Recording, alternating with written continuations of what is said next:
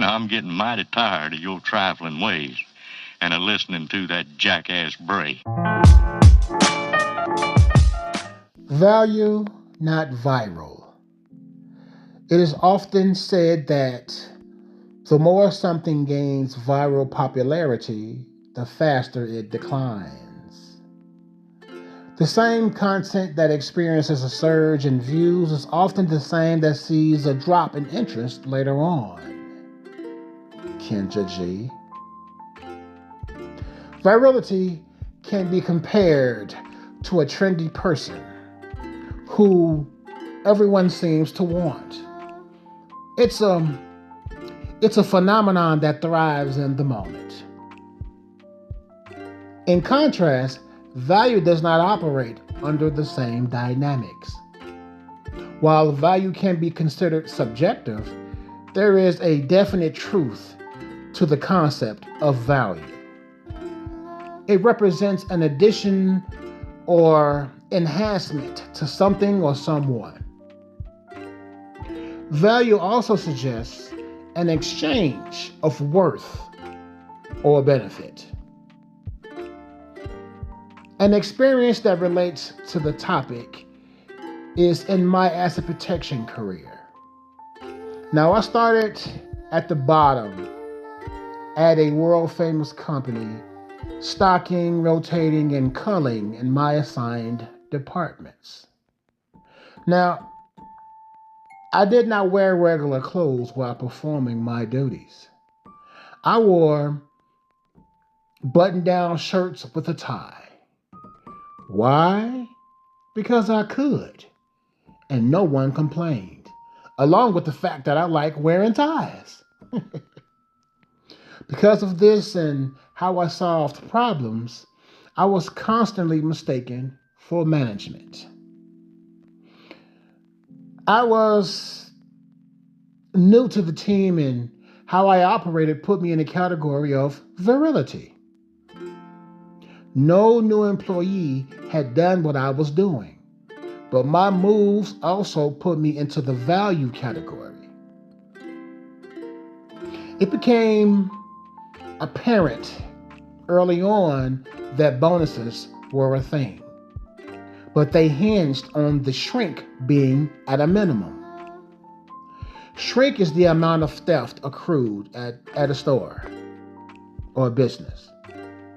So every week, no bonuses were distributed due to high theft.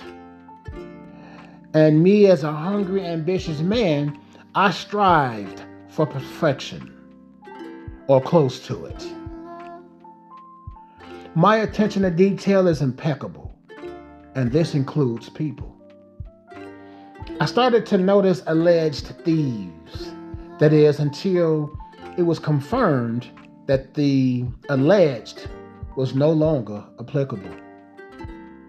And at that point, with bonuses on the brain, I took the initiative to put the kibosh on anyone who came to take away possible bonuses by providing what management called customer service, but was really babysitting with presence. The more the thieves came on my shift, the more I stayed in their faces. Imagine a tall, muscular, well-dressed, melanated man seeking to serve your needs with an energy of, "Don't you fuck with me."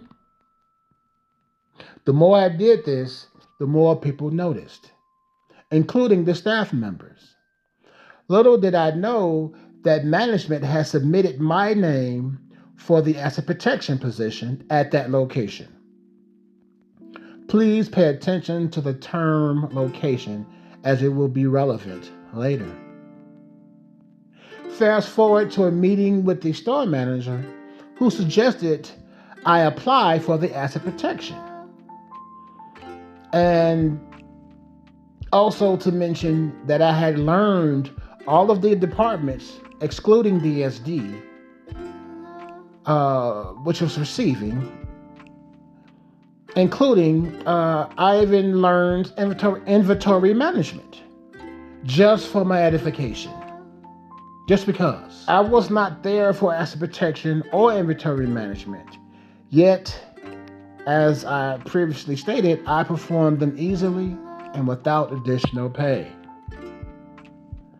So after applying for asset protection, Human Resources turned me down, stating that I had no experience, which was technically accurate, but still, those who watched me constantly discouraging theft were the reasons why I was the perfect candidate for asset protection, which the store manager confirmed when I inquired as to why I was encouraged to apply. He let me know. So, a little time had passed. I'm going on about my regular day, my regular week, my regular month, regular year.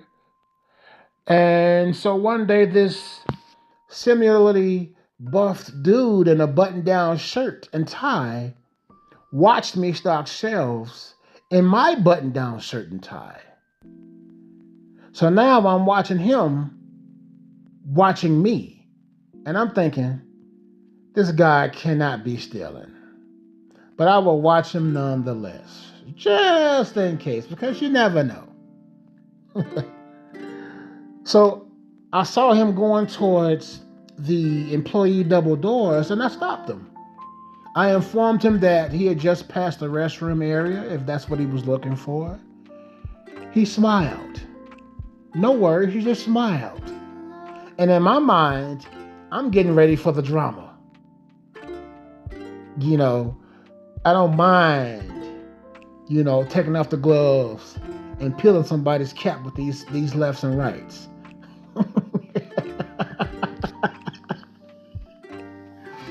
And so then he stated that he was there to check DSD, which I stated earlier, DSD is the receiving area.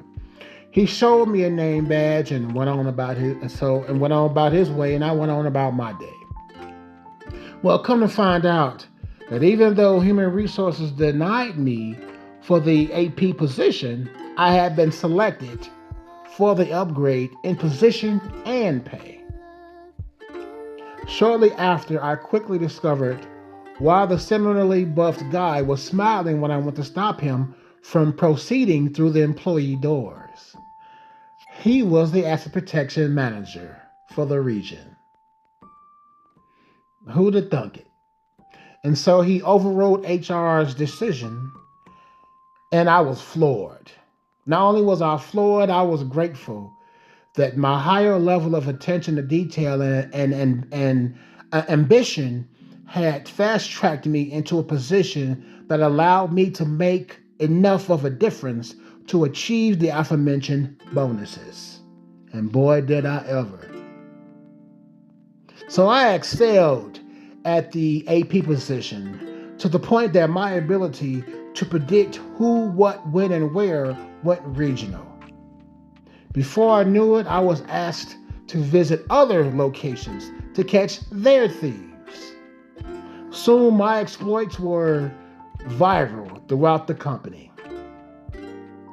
My asset protection manager gushed over my natural abilities to catch and keep thieves in line. I became his protege and he became my mentor in the business. I learned so much from that dude and a lot of people under him as well. I'm so grateful and appreciative to both the company and the people that I worked with, despite their reputation. It was viral what I had become and surpassed it in value. Be valuable enough to go viral.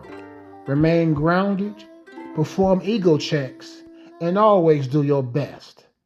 The rest will take care of itself. And that's the reality.